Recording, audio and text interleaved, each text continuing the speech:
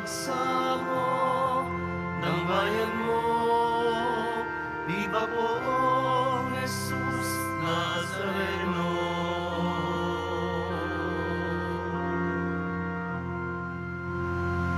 Sa ngalan ng Ama at ng Anak at ng Espiritu Santo, Amen. ang pagpapala ng ating Panginoong Hesukristo, ang pag-ibig ng Diyos Ama, at ang pakikipagkaisa ng Espiritu Santo naway sumainyong lahat. At sumaiyo rin. Sa araw na ito, ginugunita natin ang lahat ng mga pumanaw na Kristiyano. Kabilang narito ang mga minamahal nating nauna na sa atin. Upang tayo ay maging marapat gumanap sa banal na pagdiriwang, aminin natin at pagsisihan ang ating mga kasalanan. Inaamin ko sa makapangyarihang Diyos at sa inyo mga kapatid, na lubha ako nagkasala sa isip, sa salita at sa gawa, at sa aking pagkukulang. Kaya isinasamo ko sa mahal na Birheng Maria, sa lahat ng mga anghel at mga banal, at sa inyo mga kapatid, na ako'y panalangin sa Panginoong ating Diyos. Kawaan tayo ng makapangyarihang Diyos, patawarin tayo sa ating mga kasalanan, at patnubayan tayo sa buhay na walang hanggan. Amen. Panginoon, kaawaan mo kami. Panginoon, kaawaan mo kami. Kristo, kaawaan mo kami. Kristo, kaawaan mo kami. Panginoon, kaawaan mo kami. Panginoon, kaawaan mo kami. Manalangin tayo. Ama naming makapangyarihan, sa pagpapadakila at pagbuhay sa mga nananalig na iyong minamahal, kami tinubos ng anak mong namatay at nabuhay. Kaya naman ang mga kapatid naming pumanaw, taglayang kabatiran sa misteryo ng pagkabuhay, ay pagintapatin mong magkamit ng ligaya sa piling mo kailanman, sa pamamagitan ni Jesucristo, kasama ng Espiritu Santo, magpasawalang hanggan. Amen. Magsiupo na po ang lahat. Pagbasa mula sa aklat ng karunungan. Ang mga matuwid ay nasa kamay ng Diyos, at di sila makararanas ng kamuntimang pahirap. Sa akala ng mga hangal, ang mga matuwid ay namamatay. Iniisip nilang ang kamatayan ay kapahamakan, at ang pagpanaw nila ay tuluyang paglaho. Ngunit ang totoo, sila'y nananahimik na, bagamat sa tingin ng tao, sila'y pinarusahan, ngunit ang totoo, sila'y nasa buhay na walang hanggan. Ang kaunting pagtitiis nila ay tutumbasan ng malaking pagpapala, napatunayan ng Diyos na sila'y karapat-dapat. Sila'y kanyang sinubok, tulad ng ginto sa tunawan, kaya't sila'y tinanggap niyang parang handog na sinusunog. Pagdating ng Panginoon para gantimpalaan ang mga banal, magniningning silang parang ningas ng nagliliyab na dayami. Sila ang mamamayani sa mga bansa sa daigdig, at ang Panginoon ang maghahari sa kanila magpakailanman. Ang mga nagtitiwala sa Kanya ay makauunawa sa katotohanan ng Kanyang pamamaraan, at ang mga naging tapat sa Kanya ay mamumuhay na kasama Niya sa Kanyang pag-ibig, sapagkat Siya'y mabuti at maawain sa Kanyang mga hinirang. Ang salita ng Diyos. Salamat sa Diyos. Sa piling ng poong mahal, ako'y laging mamumuhay. Sa piling ng poong mahal, ako'y laging mamumuhay. Totoo nga at may bibig, ngunit hindi magsasalita, at hindi rin makikita, mga matang sadyang sadya, at hindi rin makarinig ang kanilang tainga, hindi rin makaamoy ang ginawang ilong nila. Sa piling ng poong mahal, ako'y laging mamumuhay. Laging buhay ang pag-asa, patuloy ang pananalig. Bagamat ang aking sabi, ako'y ganap ng nalupig. Bagamat at ako'y takot, nasasabi ko kung minsan, wala kahit isang tao na dapat pagtiwalaan. Sa piling ng poong mahal, ako'y laging mamumuhay. Masakit sa kalooban ng puon kung may papanaw. Kahit ito ay iisa, labis siyang magdaramdam. Panginoon, naririto akong inyong abang lingkod. Yamang ako'y iniligtas, kinalinga at tinubos. Sa piling ng poong mahal, ako'y laging mamumuhay. Pagbasa mula sa sulat ni Apostol San Pablo sa mga taga-Roma. Mga kapatid, hindi ba ninyo nalalaman na tayong lahat na nabinyagan kay Kristo Jesus ay nabinyagan sa kanyang kamatayan? Sa makatwid, tayo'y namatay at nalibing nakasama niya sa pamamagitan ng binyag upang kung paanong binuhay na muli ni Kristo sa pamamagitan ng dakilang kapangyarihan ng Ama, tayo na may mabuhay sa isang bagong pamumuhay. Ngunit tayo'y naniniwalang mabubuhay tayong kasama ni Kristo kung namatay tayong kasama niya. Alam nating si Kristo na muling binuhay ay hindi na muling mamamatay. Wala nang kapangyarihan sa Kanya ang kamatayan. Ang salita ng Diyos. Salamat sa Diyos. Magsitayo po ang lahat.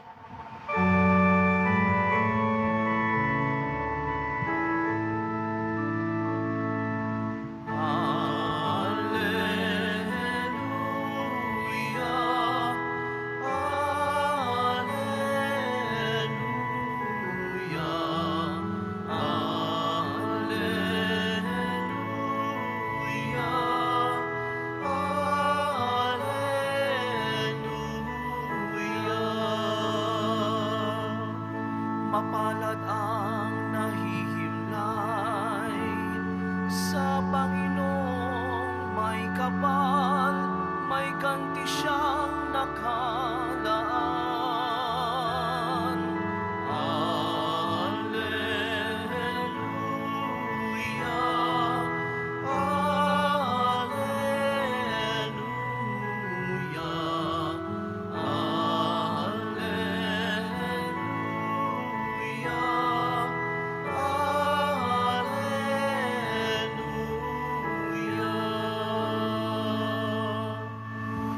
Sumainyo ang Panginoon. At sumaiyo rin. Ang mabuting balita ng Panginoon ayon kay San Juan. Papuri sa iyo, Panginoon. Noong panahong iyon, sinabi ni Jesus sa mga tao, "Lalapit sa akin ang lahat ng ibinibigay sa akin ng Ama. At hindi ko itataboy ang sino mang lumapit sa akin, sapagkat ako'y bumaba mula sa langit, hindi upang gawin ang kalooban ko, kundi ang kalooban ng nagsugo sa akin. At ito ang kanyang kalooban, huwag kong pabayaang mawala kahit isa sa mga ibinibigay niya sa akin, kundi muling buhayin sila sa huling araw. Sapagkat ito ang kalooban ng aking Ama. Ang lahat ng makakita at manalig sa anak ay magkaroon ng buhay na walang hanggan. At sila'y muli kong bubuhayin sa huling araw." Ang mabuting balita ng Panginoon. Pinupuri ka namin, Panginoong Heso Kristo. Magsiupo na po ang lahat. Isang magandang araw po sa inyong lahat. Ngayon po, November 2, ay pinagdiriwang natin o ginugunita natin ang mga kaluluwa, ang mga yumaon nating mahal sa buhay, ang mga yumaong Kristiyano. So sana po sa mga susunod na araw, lalo tigit sa loob ng buwang ito ng Nobyembre, ay makapaglaan po tayo ng oras na makabisita, makapunta sa mga kolumbarium o sa mga sementeryo para tayo po ay makapag-alay ng panalangin, hindi lang para doon sa mga kakilala natin na nakalibing doon, kundi para sa lahat, no, lalo na yung mga wala nang nakaalala o hindi na sila pinupuntahan. Pero minsan po, no, pag ako po ay nakakadalaw ng sementeryo, no, minsan naisip ko po, ano kayang pakiramdam ng mga patay kapag isang beses sa isang taon lang sila naaalala? Isang beses sa isang taon lang pinagtitirikan ng kandila o kaya ipinagdarasal. Ano kayang pakiramdam nila? Siyempre, wala, hindi na natin alam, no? Pero tayo ngayon na buhay pa, paano kung tayo nga ay mamatay? Dahil alam niyo po, ang kamatayan ay isang realidad na dapat nating harapin. Ang kamatayan, taliwas sa nararamdaman ng lahat, hindi dapat kinatatakutan. Pag sinabi nga natin, malapit ka nang mamatay, magna-knock on wood yan. Pag sinabing knock on wood, wag naman sana. No, wag naman. Pero imbis na katakutan ang kamatayan, pinaghahandaan iyan. Pinaghahandaan. Pag naghahanda tayo, siyempre, ang kamatayan kasi isang paglalakbay. So, kumbaga, kung maglalakbay tayo at kung excited nga tayo, dahil nga kailangan natin pagdaanan ng proseso ng kamatayan bago tayo makarating sa langit, dapat excited, di ba? Dapat natutuwa tayo. Hindi ko lang talaga alam kung ano ang dahilan ng bawat isa, kung bakit natatakot o kaya pag sinabing, wag muna, okay lang naman, no? Wag muna. Pero hindi ibig sabihin hindi natin ito paghahandaan. Ang kamatayan po, kasi no, sabi nga, ang buhay natin dito sa mundo ay may katapusan. Pero hindi pa ito yung wakas. Meron pang buhay pagkatapos ng buhay natin dito. At yun yung dapat natin mas pagtuunan ng pansin saan tayo mananatili pagkatapos ng buhay natin dito. Yan yung mga talk po ni Monsignor Ding nung Sunday tungkol sa impyerno. Kagabi ay tungkol sa purgatorio. So mamayang gabi po ay tungkol sa paraiso. So saan tayo pagkatapos ng buhay nating ito? Yun po yung mga realidad, mga katotohanan na tanggapin mo man o hindi, paniwalaan mo o hindi, mangyayari at mangyayari yan. Pero sana po, no, sa narinig natin mga pagbasa, ang sabi po sa Aklat ng Karunungan, kasi ang inaakala ng mga tao na ang kamatayan, yung mga namatay na, ay pinarusahan ng Diyos. Parusa sa kanila ang kamatayan. Kung tutuusin, dapat nga natin silang kainggitan. Kasi tinan mo tayo dito, naghihirap pa tayo, puro kasama ng loob, ang dami mong pang pinoproblema, ang lungkot-lungkot na ng buhay mo dito pa lang. O di ba dapat tayong mas mainggit sa kanila dahil sila ay namamahinga na. Di ba? Namamahinga na, parang ang sarap naman ng buhay, no? Namamahinga na, bakasyonista na. Tapos na ang lahat ng kanilang alalahanin. Tapos na ang lahat ng mga problema, hindi na magkakasakit, hindi na magugutom. Ang sarap ng buhay. Ang sarap ng buhay nila doon. Diba, sabi po yun, no? Ang ganda ng paliwanag na sa Aklat ng Karunungan. Kaya akala lang ng tao, no, na sila'y pinaparusahan, pero sila'y nasa piling na ng Diyos. Sabi ko, pag dumadalaw po ako, no? Pag dumadaan ako sa sementeryo, minsan, kailan kaya ako dyan? Kailan kaya ako mapupunta dyan? Kasi kung meron tayong ganyang pag-iisip na talagang isang araw, mapupunta tayo doon, no? Maswerte na nga kung meron tayong nicho, o kaya naman nasa urn, no? Talagang bawat sandali ng ating buhay ay sinisikap natin maging tama ang ating pamumuhay. Kasi yun yung paghahanda na hinihingi sa atin ng Diyos. Maging si Kristo po, ang poong Jesus Nazareno na tinititigan natin, dumaan sa proseso ng kamatayan. Namatay para sa kanyang mga minamahal. Mabuti o masama, namatay siya para sa lahat. Pero muli ding nabuhay para sa lahat. Kaya nga sa Ebanghelyo, no, sabi niya, sisikapin at talagang lahat ng ibinigay sa kanya ng Ama ay titiyakin niya na hindi mawawala. Ang lahat ng manalig magkakaroon ng buhay na walang hanggan.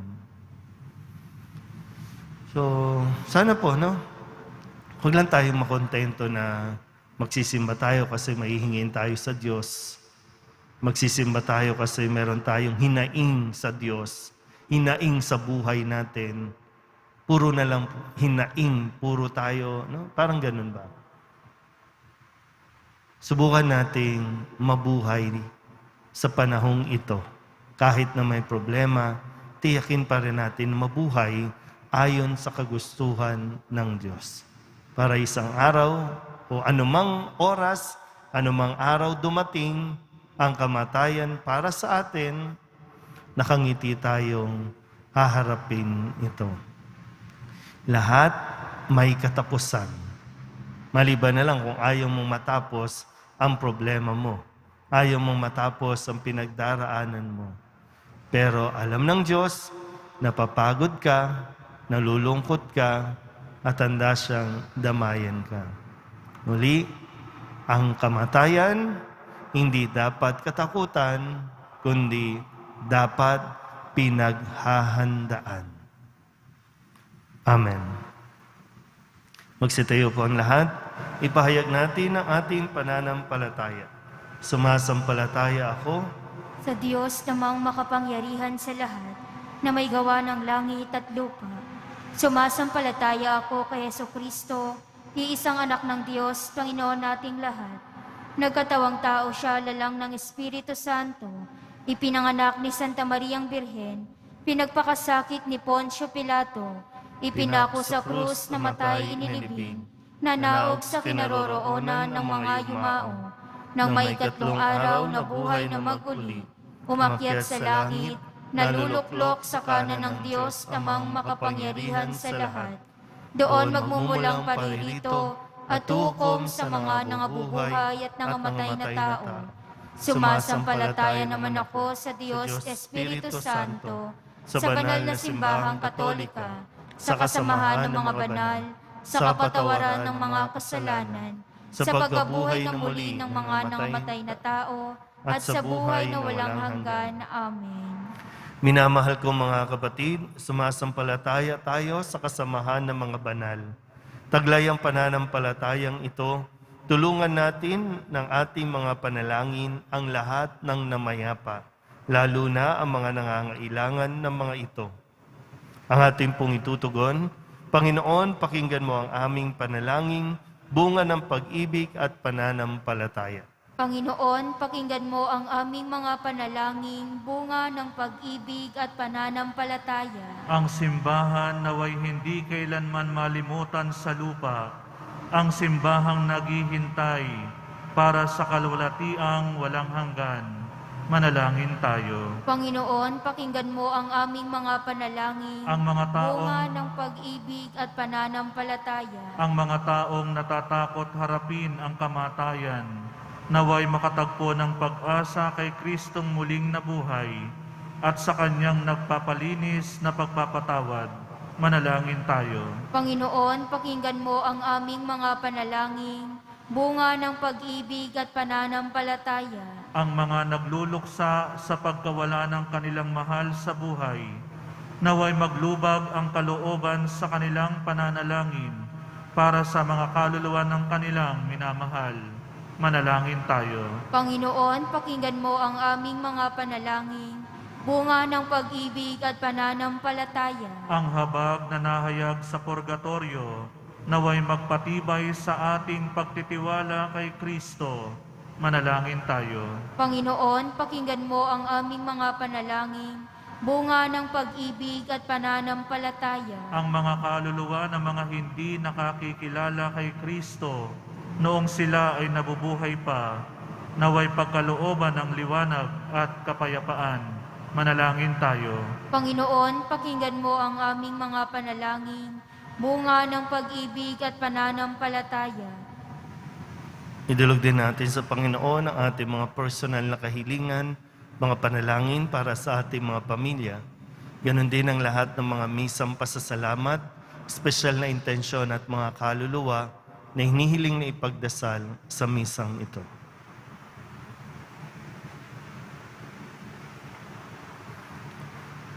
Ang lahat ng ito inihiling namin sa ngalan ni Kristo, ang aming Panginoon. Amen. Magsiupo na po ang lahat.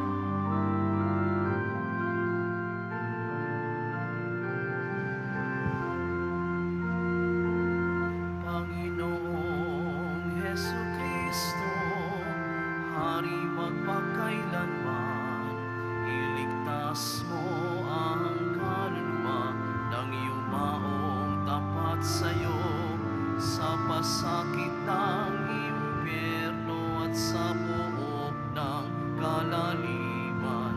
Iligtas mo sila sa kadiliman at naway dalhin sila ng iyong anghel sa iyong kaliwanagan na iyong ipinangako kay Abraham at sa kanyang bibig. Magsitayo po ang lahat. Manalangin kayo mga kapatid upang paghahain natin ay kalugdan ng Diyos sa mga makapangyarihan.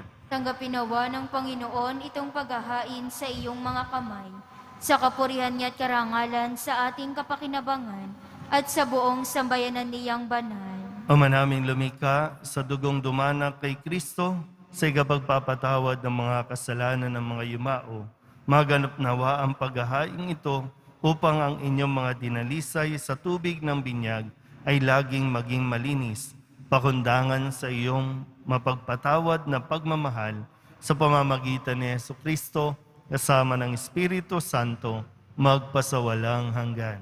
Amen. Sumainyo ang Panginoon. At sumaiyo rin. Itaas sa Diyos ang inyong puso at diwa. Itinaas na namin sa Panginoon. Pasalamatan natin ang Panginoong ating Diyos. Marapat na siya'y pasalamatan. Ama naming makapangyarihan, tunay ngang marapat na ikaw ay aming pasalamatan sa pamamagitan ni Jesucristo na aming Panginoon. Sa gabi ng kamatayan ay pag-asang sumisilay ang muli niyang pagkabuhay na aming kinabukasan. Loob namin lumalakas ngayong aming natitiyak na kamatay ay lilipas. Di ito ang aming wakas. Sa sandali ng pagpanaw, ikaw ang aming hantungan. Kami ngayon namamatay, sa iyo bukas mabubuhay. Kaya kaysa ng mga anghel na nagsisiawid ng papuri sa iyo, nang walang humpay sa kalangitan, kami nagbubunyi sa iyong kadakilaan. Santo, Santo, Santo, Panginoong Diyos ng mga hukbo, napupuno ang langit at lupa ng kadakilaan mo, o sana sa kaitaasan. Pinagpala ang naparirito sa ngalan ng Panginoon, o sana sa kaitaasan. Magsiluhod po ang lahat. Ama naming banal, ikaw ang bukal ng tanang kabanalan. Kaya't sa pamamagitan ng iyong Espiritu, gawin mong banal ang kaloob na ito upang para sa aming maging katawan at dugo ng aming Panginoong Hesukristo. Bago niya pinagtiis ang kusang loob na maging handog, inawakan niya ang tinapay, pinasalamatan kaniya, pinaghati-hati niya iyon, iniabot sa kanyang mga alagad at sinabi, "Tanggapin ninyong lahat ito at kanin. Ito ang aking katawan na ihahandog para sa inyo."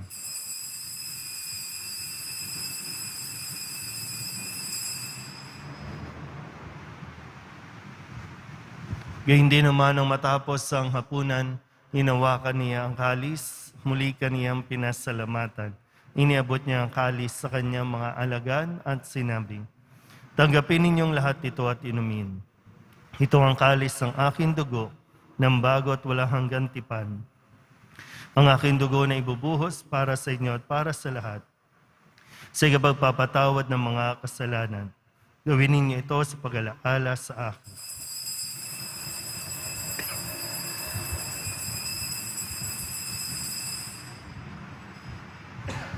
Magsitayo po ang lahat. Ipagbunyi natin ang misteryo ng pananampalataya. Si Kristo'y namatay, si Kristo'y nabuhay, si Kristo'y babalik sa wakas ng panahon. Ama, ginagawa namin ngayon ang pag-alaala sa pagkamatay at muling pagkabuhay ng iyong anak. Kaya tiniaalay namin sa iyo ang tinapay na nagbibigay buhay at ang kalis na nagkakaloob ng kaligtasan. Kami napapasalamat dahil kami iyong minarapat na tumayo sa harap mo para maglingkod sa iyo. Isinasamo namin kami magsasalo-salo sa katawan at dugo ni Kristo ay mabuklod sa pagkakaisa sa pamamagitan ng Espiritu Santo. Ama, lingapin mo yung simbahang laganap sa buong daigdig, puspusin mo kami sa pag-ibig, kaysa ni Francisco naming Papa at ni Jose na aming obispo at ng Tanang Kaparian. Alalahanin mo rin ang mga kapatid namin na himlay na may pag-asang sila'y muling mabubuhay, gayon din ang lahat ng mga pumanaw. Kaawan mo sila at patuloyin sa iyong kaliwanagan. Kaawan mo at pagdapating kaming lahat na makasalo sa iyong buhay na walang wakas, kaysa ng mahal na Birhing Maria na ina ng Diyos, ng kabiyak na puso niyang si San Jose, kaysa ng apostol ni San Juan Bautista at na mga banal, na namuhay dito sa daigdig ng kalugod-lugod sa iyo, may pagdiwang nawa namin ang pagpupuri sa kararangal mo sa pamamagitan ng iyong anak na aming Panginoong Hesukristo. Sa pamamagitan ni Kristo, kasama niya at sa Kanya, ang lahat ng parangal at papuri ay sa iyo, Diyos amang makapangyarihan, kasama ng Espiritu Santo, magpasawalang hanggan.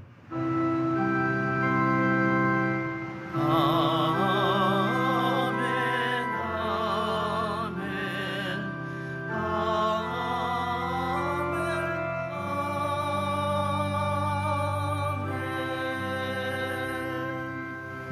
Buong kababaang loob tayong tumawag sa ating Panginoon ng Ama namin. Ama namin, Sumasalangit ka, sambahin ang ngalan mo, mapasa amin ang kaharian mo. Sundin ang loob mo dito sa lupa para nang sa langit. Bigyan mo kami ngayon ng aming kakanin sa araw-araw at patawarin mo kami sa aming mga sala para ng pagpapatawad namin sa nagkakasala sa amin.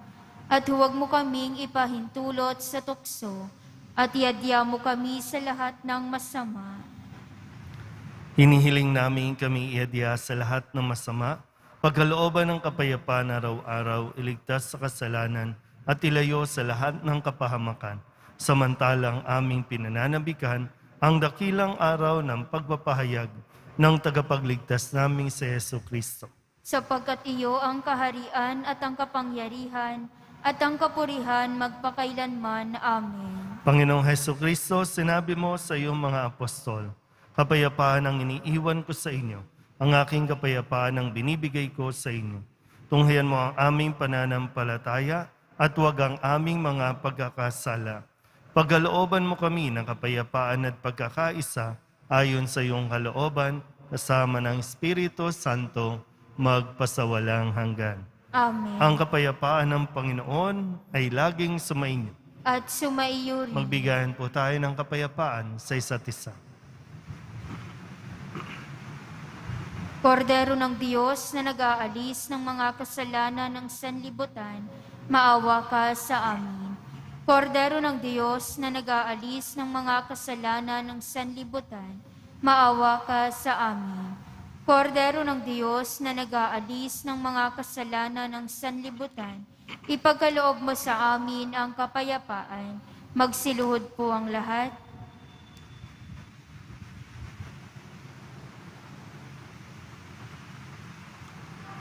Ito ang kordero ng Diyos. Ito ang nag-aalis ng kasalanan ng sanlibutan. Mapalad ang mga inaanyayahan sa kanyang piging. Panginoon, hindi ako karapat-dapat na magpatuloy sa iyo, ngunit sa isang salita mo lamang ay gagaling na ako.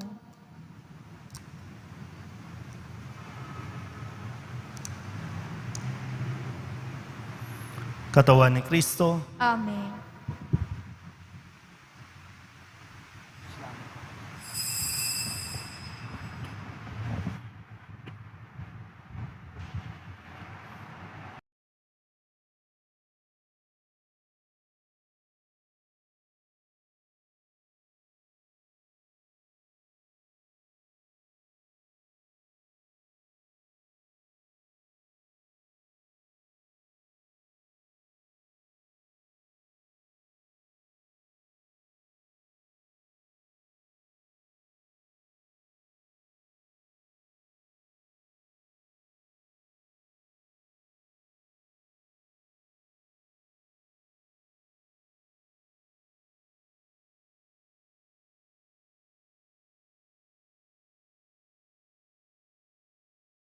nalangin tayo.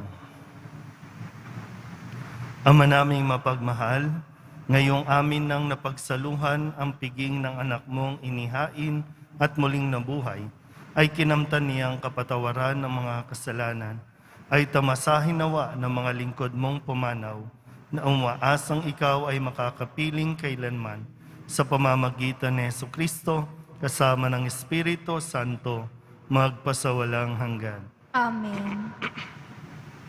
Panalangin para sa mga kaluluwa. Mga kapatid, ating ipagdasal ang ating mga minamahal na yumao at ang lahat ng mga kaluluwa sa purgatorio. Panginoon naming Diyos, Ama namin, Ikaw po ang dahilan ng aming pagsilang. Sa iyo galing ang aming hiram na buhay. Buong kababaang loob po kaming nananalangin at kami nagmamakaawang kalugdan mo po ang mga kaluluwa na mga pumanaw na sa mundong ito. Sila naway magkamit ng buhay sa iyong piling.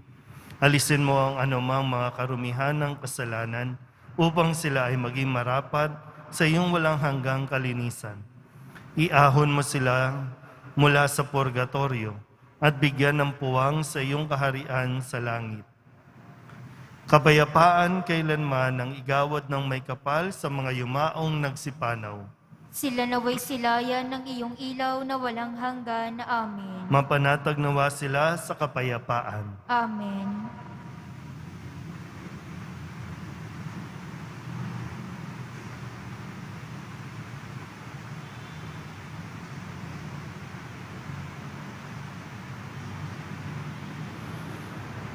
Sumainyo ang Panginoon. At sumaiyo rin. Manalangin tayo para sa pagbabasbas. Mahal na poong Jesus Nazareno, inihayag mo sa pamamagitan ng krus ang walang maliw na pag-ibig ng Diyos sa sangkatauhan. Pakinggan mo ang kahilingan ng iyong angkan na nagsusumamo sa iyo. Makamtanawa nila ang iyong katugunan at tanggapin ang kasagutan na may utang na loob na tinatanaw. Basbasan din po ninyo mga dala-dala nilang mga imahin at dasalan at lahat ng mga may karamdaman. Sa pamamagitan ng bendisyon na ito, naway maalala nila ang mga pangako nila noon sa binyag na ikaw ang kanilang iibigin at paglilingkuran bilang Panginoon magpasawalang hanggan. Amen. At pagpalain kayo ng makapangyarihang Diyos, Ama at Anak, at Espiritu Santo. Amen. Mayo kayong taglayang kapayapaan ng poong Jesus Nazareno. Salamat sa Diyos. Magandang araw po.